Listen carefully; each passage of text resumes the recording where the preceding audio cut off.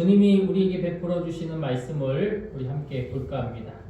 마태복음 6장 9절에서 13절, 마태복음 6장 9절에서 13절 말씀입니다. 이 시간 봉독해 드립니다. 그러므로 너희는 이렇게 기도하라. 하늘에 계신 우리 아버지여, 이름이 거룩히 여김을 받으시오며 나라가 임하시오며 뜻이 하늘에서 이루어진 것 같이 땅에서도 이루어지이다.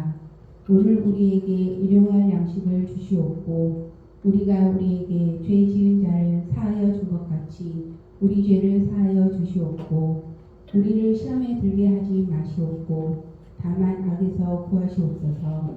나라와 권세와 영광이 아버지께 영원히 있사옵나이다. 아멘. 할렐루야. 사랑하는 성도 여러분, 한 주간도 평안하셨습니까? 주님의 은혜가 우리 모두에게 임하기를 축복합니다. 오늘은 우리 신앙 길잡이 세 번째 시리즈 시간입니다. 우리 지난주에는 맥주절이었지만 그 지난주에 우리가 두 번째 시간에는 예배를 왜 드리나요? 라는 주제를 가지고 우리가 말씀을 나눴어요. 예배는 단순하게 그저 주일날 왔다 갔다 하는 그런 종교 행사가 아니라고 말씀을 드렸습니다. 특별히 예배는 하나님을 만나는 시간이다 라고 하는 것을 우리가 나눴어요. 예배에는 여러 가지 순서가 있습니다. 우리가 앞서 찬양하는 순간도 있고 또 기도하는 순간도 있고요. 또 신앙 고백하는 순간도 있고 또 말씀을 듣는 순간, 또 헌금을 드리는 순간, 또 축도, 마무리 축도하는 순간, 그 모든 순서가 다 하나님을 만나기 위한 시간이라는 사실을 우리는 예배를 왜 드리는가에 대한 말씀에서 살펴보았습니다. 그리고 오늘은 그 예배 가운데서도 가장 중요한 신앙의 행위 가운데 하나인 기도에 대한 말씀을 함께 나누어 보려고 합니다. 오늘 제목을 같이 한번 읽어볼까요? 시작! 기도는 왜 하나요? 한번 다시 한번 해봅시다. 시작! 기도는 왜 하나요? 네, 기도는 왜 하나요?가 오늘 제목이거든요. 많은 사람들이 궁금해하는 것 가운데 하나가 기도에 대한 질문입니다. 그래서 저는 오늘 기도의 정의보다도 우리가 다양한 기도의 질문들을 한번 생각해 보면서 이것을 우리가 너무 어렵지 않고 쉽게 간단하게 해결하는 그런 시간으로 오늘의 설교를 함께 나누어 보려고 합니다. 특별히 우리가 본문으로 삼은 주기도문, 예수님께서 제자들에게 가르쳐 주신 이 주기도문을 중심으로 기도의 의미들을 하나씩 파헤쳐 보려고 하거든요. 그렇다고 이 시간 우리가 이전에 했던 것처럼 주기도문을 쭉 읽으면서 강해 혹은 그 뜻을 해석해 보려고 하는 것은 아닙니다. 그러나 이 기도의 궁금증을 해결하기 위해서는 중심 기둥, 중심 축이 필요하거든요. 그래서 다른 본문보다도 특별히 예수님이 직접 알려주신 이 기도문을 통해서 우리가 이 여러 가지 다양한 궁금증을 좀 해결해보는 그런 우리 주제 본문으로 삼고 우리가 나아가 보려고 합니다. 제자들은요, 예수님이 수없이 많이 기도하시는 모습을 보았습니다. 예수님이 새벽마다 한적한 곳으로 나아가 기도하시는 모습을 보았습니다. 또 예수님이 중요한 일을 앞두고 기도하시는 모습을 보았습니다. 또 예수님이 죽음, 십자가를 앞에 두고 기도하시는 모습을 보았습니다. 그리고 깨달은 거예요. 예수님이 어떻게 저렇게 능력이 있으실까? 어떻게 죽은 사람을 살리고 안진뱅이를 일으키고 병든 사람을 고쳐주고 예수님은 어떻게 저렇게 능력이 있으실까? 예수님 그 능력의 비밀은 기도에 있구나. 이 사실을 제자들이 깨달았다라고 하는 거예요. 그래서 제자들은 예수님께 요청합니다. 무엇을 요청하느냐? 예수님, 어떻게 기도해야 되나요? 예수님을 보니까 능력이 기도에서 나오는구나. 저희가 이제 알았거든요. 그러면 우리는 어떻게 기도해야 될까요? 라고 예수님께 질문하는 거예요. 그랬더니 예수님께서 오늘 본문 마태복음 6장 9절에서 13절, 물론 누가복음에도 동일한 말씀이 나옵니다만, 예수님께서 주기도문, 주님이 가르쳐 주시는 기도를 제자들에게 가르쳐 주셨다라고 하는 것이에요. 그래서 저는 이 본문 주기도문을 가지고 오늘 앞서 고백했던 대로 한 가지 한 가지의 우리가 궁금했던 것들에 대한 질문들을 해결하면서 나아가 보도록 하겠습니다. 그러면 첫 번째 질문입니다. 기도가 무엇일까라고 하는 거예요. 기도가 무엇일까?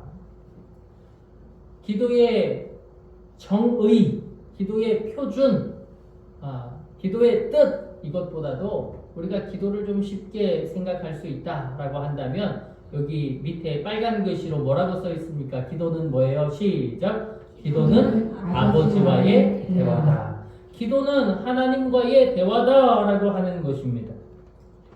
많은 사람들이 이 기도라는 것을 굉장히 어렵게 생각합니다. 기도를 특별한 사람들의 기술처럼 생각하기도 하고, 기도를 언변이 좋은 사람이 잘하는 것으로 착각하기도 합니다. 그러나 기도는요, 절대로 어려운 것이 아닙니다. 기도는 하나님과의 대화입니다. 자녀가 부모님과 대화하듯 하나님의 자녀가 하나님께 드리는 말씀, 하나님과 함께 나누는 교제의 시간, 그것이 바로 기도인 것이에요. 오늘 본문도 이렇게 시작하잖아요. 마태복음 6장 9절 위에 써있네요. 함께 읽어봅시다. 시작! 하늘에 계신 우리 아버지여. 예수님은 하나님을 아버지라고 부르라 가르치십니다. 뭐라고 부르라고요? 아버지. 하나님을 아버지라고 부르라고 가르치십니다. 그런데 이것은 그 당시 사람들에게는 너무나도 놀라운 일이었어요. 우리에게는 하나님을 아버지라고 부르는 것이 오늘 21세기 2026년에 사는 저와 여러분에게는 너무나도 당연한 거잖아요. 우리는 하나님을 아버지라고 부릅니다. 그래서 기도할 때도 하나님 아버지 감사합니다 이렇게 기도하잖아요. 그런데 당시를 살아갔던 이스라엘 백성들은, 특별히 구약시대 사람들은 하나님을 아버지가 아니라 하나님을 대단히 두려워했습니다. 감히 가까이 할 수 없는 분으로 생각했습니다. 하나님은 재판자, 하나님은 심판자. 그래서 우리가 잘못하면 벌을 주고 잘하면 상을 주고 하나님을 재판장이라고 생각했다라고 하는 것입니다. 그러나 여러분, 예수님은 하나님을 표현하실 때 가까이 할 수 없는 분이 아니라 우리와 함께하여 주시는 분으로 우리에게 가르쳐 주신 줄 믿습니다. 그러면서 하나님을 우리의 아버지다, 너희의 아버지다 라고 말씀을 하시는 거예요. 그러므로 기도는 재판장에게 드리는 기도가 아니라 사랑이 많으신 아버지에게 드리는 기도다 라고 하는 사실입니다. 자녀는 부모에게 무엇이라도 다 얘기하잖아요. 기쁜 일, 슬픈 일, 힘든 일, 도움이 필요한 일. 기도는 그러한 것과 같다라고 하는 것입니다. 하나님께 우리의 모든 것을 말씀드리는 것, 그것이 기도의 출발이다라고 하는 것이에요. 그런데 여기서 또 하나의 궁금증이 생깁니다. 어떤 분들이 이렇게 저한테 말씀하시더라고요. 근데요 목사님, 하나님은 다 아신다며. 그런 얘기 성경을 통해 들어보셨죠? 하나님은 다 아셔서 우리 머리털도 셀 수 있다며. 근데 왜 기도해야 돼? 하나님 이미 다 아는데. 그렇지 않아요? 하나님은 이미 다 아신다고 하는데 왜 기도해야 되냐고요. 그냥 가만히 눈만 감고 있으면 되지. 뭐하러 우리가 입을 입술로 말로 왜 고백을 해야 하느냐? 알아서 해주시겠지. 이런 표현을 사용하시는 분들이 있습니다. 한편으로는 이것이 참 좋은 질문이라고 생각합니다. 그래요. 하나님은 우리의 필요를 아시는 분이십니다. 하나님은 우리의 형편을 아시는 분입니다. 하나님은 우리의 슬픔, 우리의 눈물, 우리의 걱정을 다 알고 계십니다. 그렇다면 왜 기도해야 하는가? 여기 써 있네요. 한번 읽어볼까요? 시작. 기도는 하나님께 정보를 전달하는 것이 아니라 관계를 만드는 것이기 때문. 하나님께 나의 정보, 하나님 내가 이랬고 저랬고 요랬고 이랬고 이런 정보들을 하나님께 알리는 것에 그 기도의 의미가 다 되어져 있는 것이 아니라 이 기도는 하나님과 뭘 만들어요? 관계. 이 관계를 만들기 위해서 하나님과의 기도가 필요하다라고 하는 것입니다. 한번 생각해 보죠. 부모와 자녀가 있습니다. 부모님은 자녀가 지금 뭘 필요로 하는지 정확하게는 몰라도 대강 알 수 있습니다. 지금 우산이 필요한지, 선풍기가 필요한지, 학교 다니면 준비물은 뭐가 필요한지 대강 알죠. 그런데도 불구하고 자녀에게 끊임없이 묻습니다. 오늘은 뭘 먹었냐고, 오늘은 학교에서 뭘 했냐고. 학교에서 뭘 해요? 공부했지. 학교에서 뭘 먹어요? 밥 먹었지. 다 알지만 물어봅니다. 또 묻습니다. 옆집 철수가 뭘 먹었는지 뭘 했는지 그런 건 별로 궁금하지 않습니다. 내 자녀가 뭘 했는지 뭘 먹었는지 누구하고 친한지 이런 것은 대단히 궁금하죠. 그래서 끊임없이 질문하고 그렇게 관계를 만들어 갑니다. 그것을 통해서 마음이 나는 이 사람과 부모, 자녀 이 관계구나 라고 하는 것, 이것이 이 자아라는 것이, 이 관계라는 것이 형성이 되어지죠. 그냥 내 뱃속에서 태어났기 때문에 넌 내 아들이야, 인연을 끊고 산다면, 그래서 30년, 40년 후에 인연을 끊고 있다가 만난다면 갑자기 내 부모님이구나 이렇게 생각이 들겠습니까? 쉽지 않은 일이죠. 낳았다 에서 끝나지 않고 끊임없이 대화와 끊임없이 교제를 통해 이 관계를 만들어 갈 때에 부모, 자녀가 완전하게 이루어지는 것임을 우리는 생각합니다. 마찬가지입니다. 하나님은 우리의 기도를 통해 우리와 교제하기를 원하신다라고 하는 것입니다. 기도는 하나님의 마음을 움직이는 것 이전에 우리의 마음을 하나님께로 향하게 하는 것이다 라고 하는 거예요. 그러므로 기도할 때는 무엇이 달라집니까? 우리의 생각과 우리의 시선이 바뀌고 달라진다라고 하는 것입니다. 기도할 때 생각이 달라지고요. 기도할 때 시선이 바뀌고요. 기도할 때 믿음이 자라고요. 그러므로 기도는 한번 따라해 볼까요? 하나님을 신뢰하는 행위입니다. 신뢰하지 않으면 얘기할 수 없습니다. 요즘 아이들이 뉴스에 굉장히 많이 등장합니다. 촉법소년 이런 것들로도 굉장히 많이 아이들이 등장하기도 하고, 어떤 아이들을 연구하는 학자가 그런 얘기를 하더라고요. 왜 아이들이 부모에게 어려운 일을 얘기 안 할까? 우리 부모님은 절대로 이 문제를 해결해 줄 수 없기 때문이라고 생각해서 부모에게 얘기를 안 한대. 그걸 듣고 조금은 공감이 되기도 하고 조금은 그 말이 무섭게 들리기도 하더라고요. 내 부모가 내 문제를 해결해 줄 수 없어.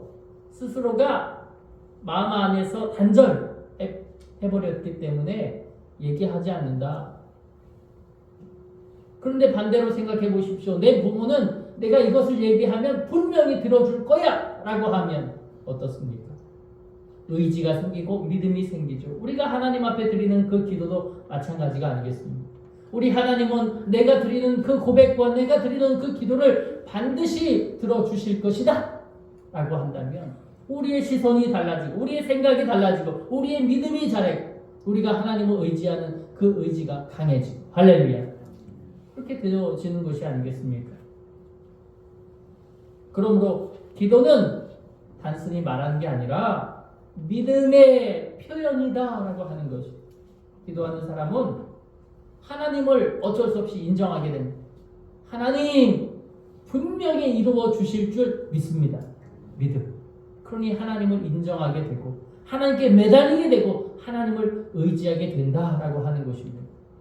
그러므로 왜 기도해야 됩니까? 하나님과의 아름다운 관계를 위하여서 우리는 기도해야 한다라고 하는 것입니다. 그럼 세 번째 질문입니다. 한번 읽어볼까요? 세 번째 질문 시작. 왜 눈을 감고 기도하나요? 질문. 왜 눈을 감고 기도하나요? 예전에 어떤 분이 저한테 그렇게 물어보셨어요. 목사님, 근데 왜 사람들은 기도할 때 눈을 감고 기도합니까? 성경에 써 있습니까? 저한테 물어보시는 거예요. 어때요, 여러분? 성경에 눈을 감고 기도하라고 써 있죠? 성경에 눈을 감고 기도하라고 써 있죠? 써 있나요? 성경에는요, 눈을 감고 기도하라는 말이 써 있지 않습니다. 눈을 감고 기도하라는 말씀이 있지 않아요. 오히려 성경에는 눈을 뜨고 기도한 그런 내용들이 자주 언급됩니다. 하늘을 우러러 두 손을 들고 주여 부르짖는 모세나 어떤 성경 인물들의 모습들이 성경을 통해서 우리에게 보여집니다. 눈을 감고 기도를 한 게 아니라 눈을 뜨고 기도했다고요? 모든 사람이 다 그렇게 하는 건 아닐 테지만 그런 장면이 나온다라고 하는 것이에요. 무릎을 꿇고 기도했다라는 표현도 있고 엎드려 기도했다라는 표현도 있고요. 이 두 무릎을 꿇고 머리를 땅에 대고 기도한 그런 장면도 있습니다. 그런데 왜 눈을 감고 기도하라는 걸까? 여러분, 여기서 눈을 감고 눈을 뜨고 이것이 중요한 것보다 중요한 것은 뭐가 중요하다? 마음이 중요하다라고 하는 것입니다. 마음이 중요하다. 중요한 것은 자세가 아니라 마음이다라고 하는 것입니다. 그런데 우리는 눈을 감고 기도합니다. 왜 눈을 감고 기도합니까? 집중하기 위해서죠. 집중하기 위해서입니다. 눈을 뜨고 있으면 자꾸 다른 곳을 보게 됩니다. 다른 사람이 눈을 감았는지 손을 모았는지 어떻게 했는지. 자꾸 우리는 눈을 감지 않으면 집중하는 마음이 하나님을 바라보는 마음이 하나님을 생각하는 마음이 사라지고 분산되어집니다. 그래서 교회의 전통 속에서는 더 집중하기 위해서 더 하나님만 바라보기 위해서 눈을 감고 기도하는 그러한 형태가 고착화되었다라고 하는 것입니다. 그러면 또 하나가 있죠. 왜 손을 모으나요? 여러분 기도하실 때 손은 어떻게 하시죠? 손 하시는 방법 있어요? 이렇게 하시기도 하고, 그죠? 이렇게 주여. 또 이렇게 기도하시기도 하고, 어떤 분은 이렇게 모으시기도 하고, 어떤 분은 두 손을 이렇게 무릎에 쫙 하고 올려놓는 분도 있고, 어떤 분은 번쩍 드시는 분도 있고, 손 모양도 굉장히 다양합니다. 이것도 우리 두 눈을 감는 것과 굉장히 비슷하죠. 오래전부터 교회의 전통은 카톨릭에서는 이런 자세를, 개신교에서는 이런 자세나 손을 모으는 자세를 고수해 왔습니다. 교회에도 전통이 있습니다. 눈을 감고 무릎을 꿇고 두 손을 모으고 이러한 자세를 취해 왔습니다. 분명한 것은 무엇입니까? 분명한 것은 앞서 표현했던 것처럼 자세가 아니라 무엇이 중요하다? 마음이 중요하다라고 하는 거예요. 특별히 왜 손을 모으느냐? 저는 이 세 가지라고 생각했습니다. 한번 읽어보죠. 시작. 경건함을 표현하기 위해서, 마음을 모으기 위해서, 기도에 집중하기 위해서. 그렇습니다. 이것보다 더 다양한 이유들이 손을 모으는 것에 있을 수 있습니다. 그러나 손을 모은다고 해서 하나님이 더 크게 역사하시는 것도 아니고, 손을 안 모은다고 해서 하나님이 더 약하게 역사하시는 것도 아닙니다. 하나님은 우리의 무엇을 보신다고 했습니까? 중심, 마음을 보신다고 했기 때문에 손을 어떻게 하든지 그것은 자유스럽습니다. 그러나 분명한 것은 무엇입니까? 내 마음을 더욱더 하나님 앞에 집중시키기 위해서 눈도 감고 손도 모으고 또 경건의 표현으로 무릎도 꿇고, 우리가 무릎 아무에게나 꿇지 않잖아요. 오직 하나님, 전능하신 하나님, 나의 아버지가 되시고 나의 왕이 되시는 우리 하나님, 그 하나님께 무릎을 꿇고 가장 경건한 표현으로 나아가는 그것이 기도다라고 하는 것입니다. 그래서 우리가 앞서 표현했던 것처럼 중요한 것은 자세가 아니라 뭐다? 마음이다. 손을 모으는 것도, 무릎을 꿇는 것도, 또 두 손을 모으고 눈을 감는 것도 모두 다 중요한 것은 뭐다? 마음이다 라고 하는 사실을 기억하시고, 우리가 기도할 때마다 마음을 모아서 하나님께 올려드릴 수 있기를 주님의 이름으로 원합니다. 어떤 어린 아이가 있었다고 합니다.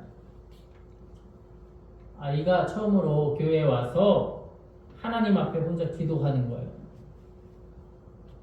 그런데 무릎도 꿇고 손도 모으고 눈도 감았는데 도대체 뭐라고 기도해야 될지 모르겠는 거예요. 그래서 이렇게 기도했다고 합니다. 하나님, 저는 기도할 줄 몰라요. 그래도 제 마음 아시죠? 한번 우리 앞에 나오는 글자를 같이 한번 읽어볼까요? 시작. 하나님, 제 마음 아시죠? 아이가 하나님 앞에 처음 기도해 보는 거예요. 하나님, 제 마음 아시죠? 이렇게 기도했다는 거예요. 이 아이의 기도는 짧았습니다. 화려합니까? 언변이 좋습니까? 아무것도 없잖아요. 그러나 하나님은 이 기도 어떻게 받으셨을까요? 아름답게 존귀하게 받아주셨을 것을 믿습니다. 왜냐하면 하나님이 받으시는 기도는 기술, 언변, 화려한 말솜씨, 이것이 중요한 게 아니라 하나님은 우리의 무엇을 보신다고요? 마음을 보시기 때문입니다. 하나님, 오늘도 나를 지켜주세요. 하나님 앞에 간절히 연결된 그 마음, 하나님, 오늘도 내게 건강을 주세요. 하나님 앞에 온전히 연결된 그 간절한 그 마음, 하나님은 그 마음을 보시는 줄 믿습니다. 그러므로 눈을 감고 하나님 앞에 기도할 때 주여 내 마음을 주장해 달라고 기도하는 저와 여러분 모두가 되기를 원합니다. 우리가 지금까지 기도의 본질에 대해서 좀 얘기를 나눴는데요. 기도는 하나님과의 대화고, 하나님께 정보를 전달하기 위해서 기도하는 게 아니라 하나님과의 아름다운 관계를 위해서 기도한다라고 하는 것을 나눴습니다. 또 우리는 화려한 말솜씨보다 하나님 앞에 우리의 마음, 우리의 중심을 드려야 된다는 것을 우리가 나눴습니다.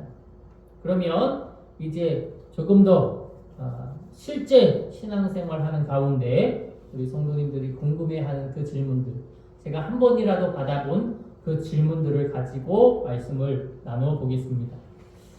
제가 여러 질문을 받아봤는데, 예를 들면 새벽기도 왜 해야 되냐, 중보기도 뭐냐, 기도해도 응답이 없을 때는 어떻게 해야 되냐, 그 예수님은 뭐라고 기도했느냐, 이런 여러 가지 질문들, 제가 지금까지 목회하면서 받아봤던 질문들을 가지고 우리 또 이어서 말씀을 나눠보겠습니다.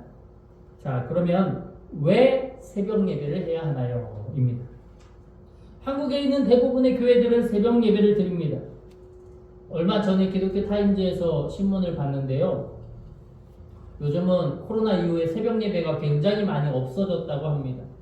교회마다 새벽 예배를 드리는 게 이제는 당연하다라고 하지 않을 정도로 많이 사라졌다고 하는데, 그럼에도 불구하고 한국교회의 70%는 지금도 새벽 예배를 드리고 있다고 합니다. 예전에 어느 성도님이 저에게 물으셨습니다. 왜 새벽에 그렇게 모여야 하느냐고. 하나님은 새벽에만 들으시냐고. 그 말씀이 제가 제일 기억에 남아요. 하나님은 새벽에만 기도를 들어주시냐고. 물론 아니죠. 하나님은 언제나 우리와 함께 하여 주십니다. 언제나 내 소리에 귀를 기울이시고 계십니다. 그럼에도 불구하고 이 새벽은 하나님께 내 하루의 첫 번째 시간을 드리는 귀한 신앙 고백의 터임을 고백합니다. 성경을 보면 예수님께서도 새벽에 기도하시잖아요. 우리 한번 읽어봅시다. 마가복음 1장 35절 시작. 새벽 아직도 밝기 전에 예수께서 일어나 나가 한적한 곳으로 가사 거기서 기도하시더니. 아멘.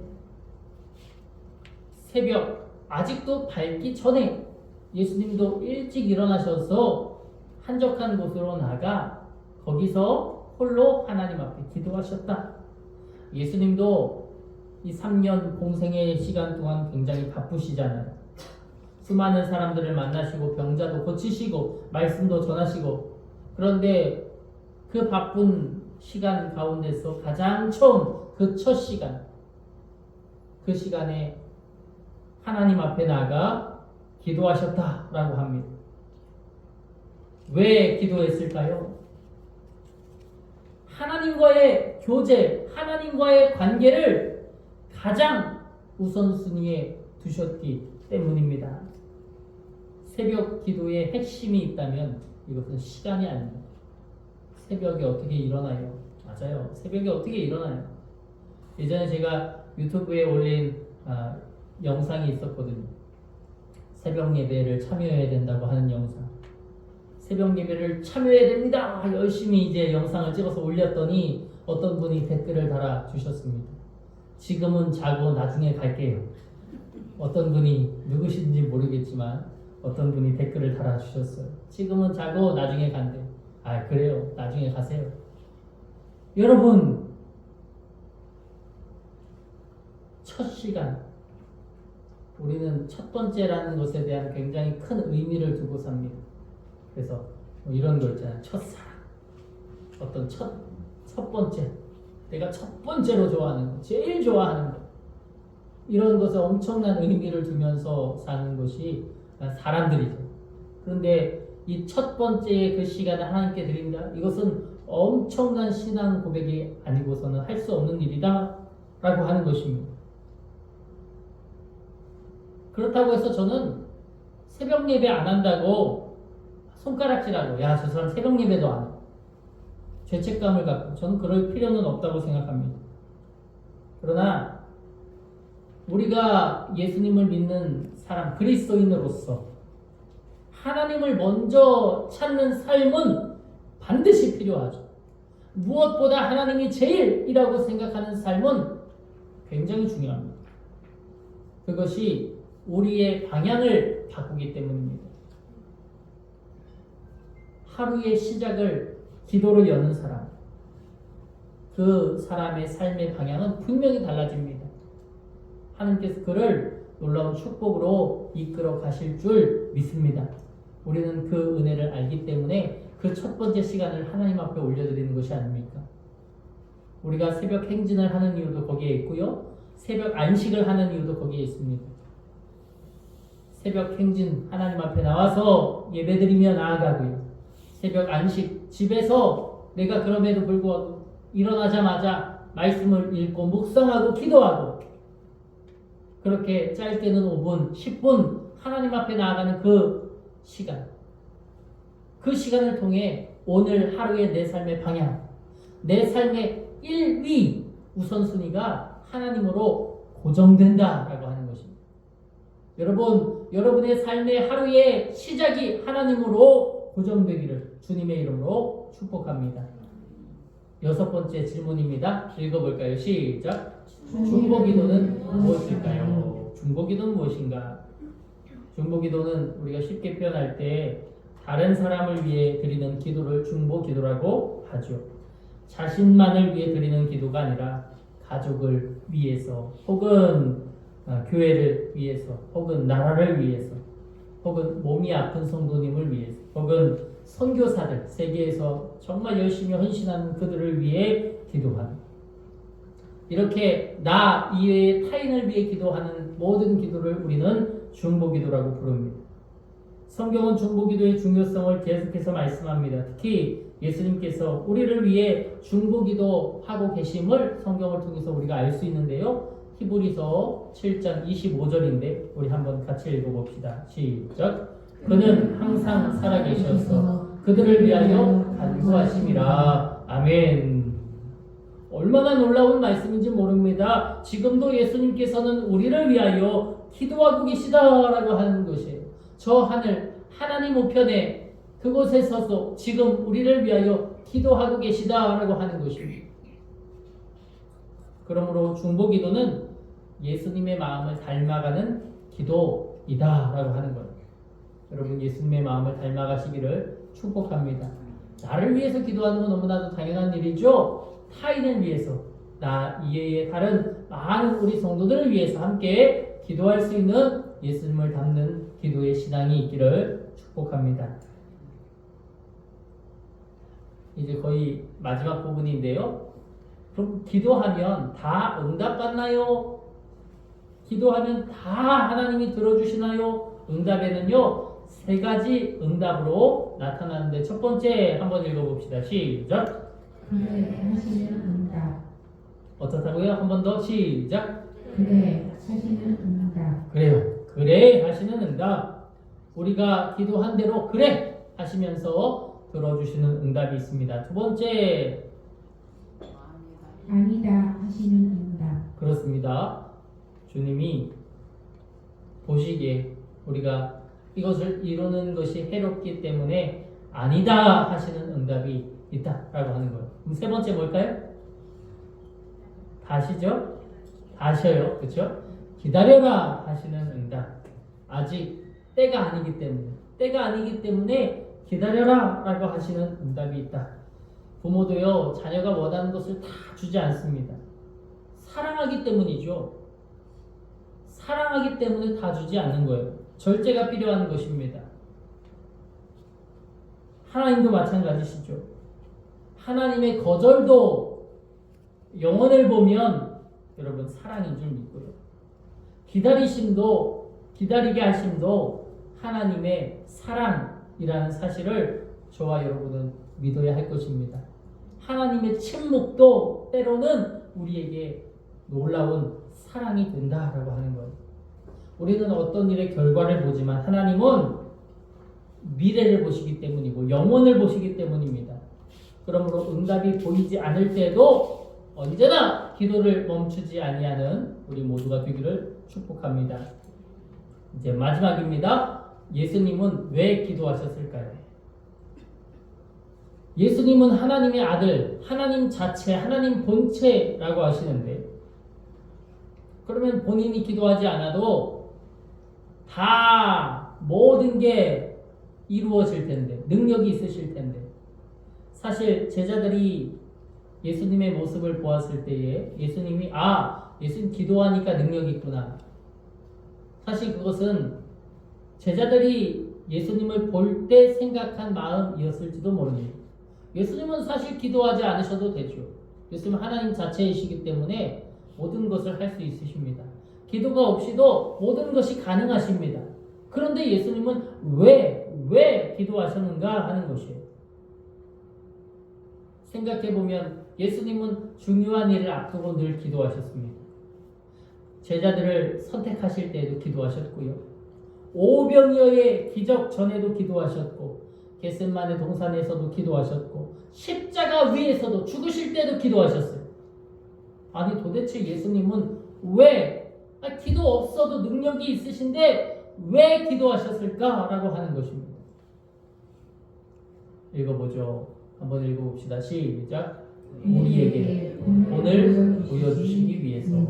여러분 예수님이 끝없이 기도하셨던 것은 저와 여러분에게 은혜의 본, 기도의 본, 믿음의 본을 보여주시기 위해서임을 고백합니다. 기도는요, 약한 사람만 하는 것이 아닙니다. 강한 사람도 기도합니다. 기도는 문제가 있을 때만 하는 것이 아닙니다. 평안할 때에도 기도합니다. 그러므로 기도는 마지막 수단이 아니에요. 첫 번째 선택이 바로 기도임을 믿습니다. 우리 한번 같이 읽어보죠. 시작. 기도는 마지막 수단이 아니라 첫 번째 선택입니다. 여러분, 무엇이든지 하나님 앞에 아뢰요. 하나님의 뜻을 구하고 하나님의 길을 구하고 하나님의 말씀을 듣는 우리 모두가 되어주기를 소원합니다. 말씀을 정리합니다. 사랑하는 여러분, 우리가 하나님을 아버지라고 부를 수 있는 이유는 예수님 때문입니다. 죄인은 하나님을 아버지라고 부를 수가 없습니다. 그러나 예수님께서 십자가에서 우리의 죄를 대신 지셨고, 그러므로 인하여 우리가 하나님의 자녀로 살아갈 수 있도록 하나님의 은총을 베풀어 주셨습니다. 그래서 우리는 기도할 수 있게 되었습니다. 그래서 우리는 하나님 앞에 나아갈 수 있게 되었습니다. 그래서 우리는 하늘에 계신 우리 아버지라고 부를 수 있게 되었습니다. 기도는 예수님의 십자가가 열어놓은 은혜의 통로라고 하는 사실을 여러분 꼭 기억하시기를 축복합니다. 그러므로 기도는요, 의무가 아니라 우리의 특권, 우리의 은혜, 우리의 선물입니다. 그러므로 여러분, 우리가 이 기도를 적용하면서 이번 한 주를 살아가시기를 원합니다. 특별히 하루에 5분이라도 정해진 기도의 시간을 갖고 주님 앞에 나아가시기를 원합니다.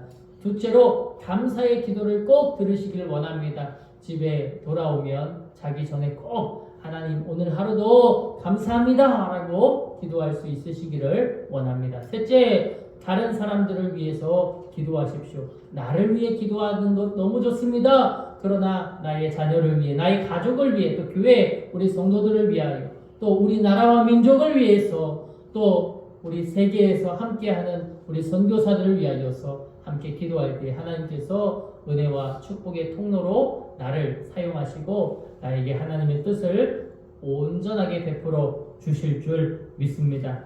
그렇습니다. 기도는요, 하나님과의 대화, 하나님과의 관계입니다. 우리가 하나님을 신뢰하는 믿음의 표현입니다. 새벽 예배를 하는 이유도, 중보기도를 하는 이유도, 응답을 기다리는 이유도 결국 모든 것이 다 하나님을 의지하기 때문입니다. 기도는 신앙의 호흡입니다. 호흡이 멈추면 생명이 위험해집니다. 기도가 멈추면 영혼이 메말라집니다. 그러므로 매사에 기도하시기를 주의 이름으로 원합니다. 기도할 수 있는데 왜 염려하고, 기도할 수 있는데 왜 걱정하고, 기도할 수 있는데 왜 방황하십니까? 주님 앞에 무릎 꿇고 간구해 나아간다면 하나님께서 그 기도를 들으시고 응답하시고 역사하실 줄 믿습니다. 그렇게 기도하면서 나아가는 저와 모든 우리 혁신교회 성도들이 되시기를 주님의 이름으로 축복합니다.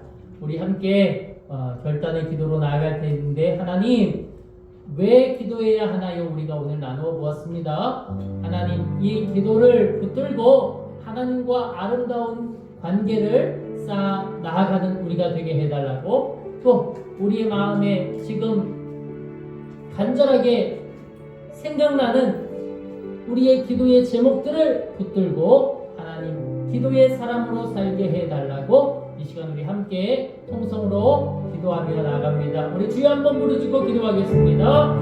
주여!